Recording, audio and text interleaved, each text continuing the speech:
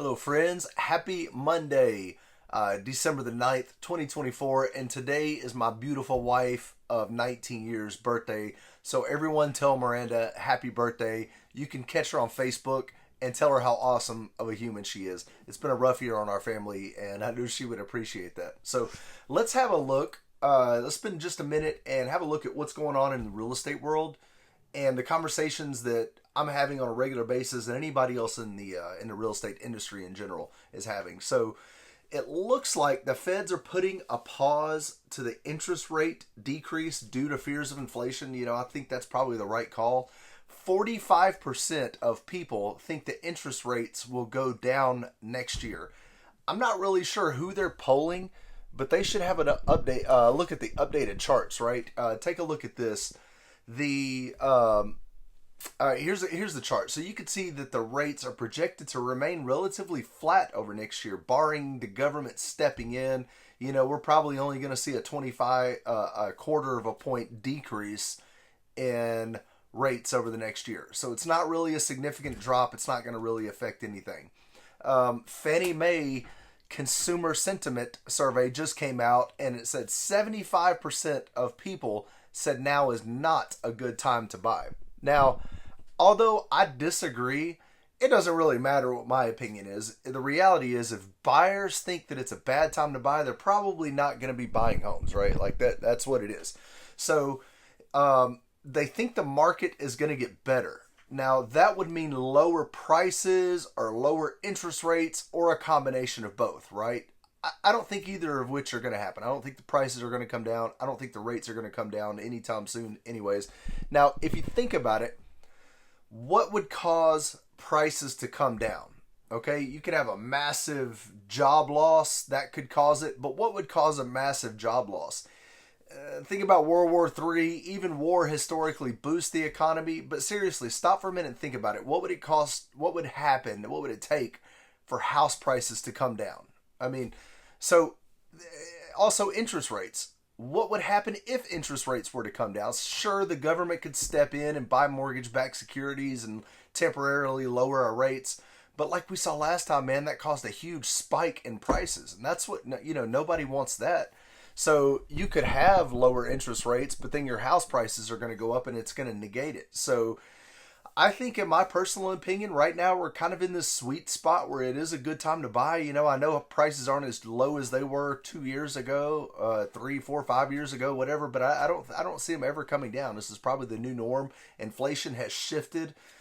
Nationally, they're calling for around 3.7% appreciation in housing. Here in Middle Tennessee, we're calling for an 8.3%. So our house prices are still appreciating to the tune of almost 10% here in Middle Tennessee.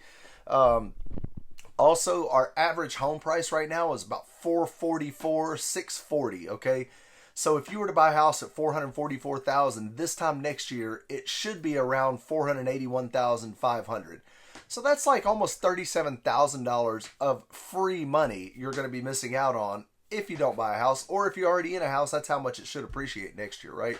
So the mortgage payment on that, let's get really dorky real quick. The mortgage payment on the average home in Middle Tennessee is about $2,800. Now, that's before taxes and insurance, but just your mortgage principal and interest is about $2,800. It's not super high. I think most people could afford that. But by the time you add taxes and insurance to buy the average house in Middle Tennessee, you need an income of about $96,000. Now, follow me. I'll get into the math in just a minute. But a Middle Tennessee average household income, guys, is $80,217. Okay, so little short to buy to buy the average home. So that makes Middle Tennessee pricing. It's not we're not in affordable housing anymore like we used to be. No offense to all you guys from California, but thank you a lot. I'm just kidding. So at $80,000 household income, so Nashville's $80,000, or Middle Tennessee $80,000 household income, that's everybody in the house, with no additional debt, you could smartly afford about $23.33 a month. Now that's principal, interest, taxes, insurance, association, everything included.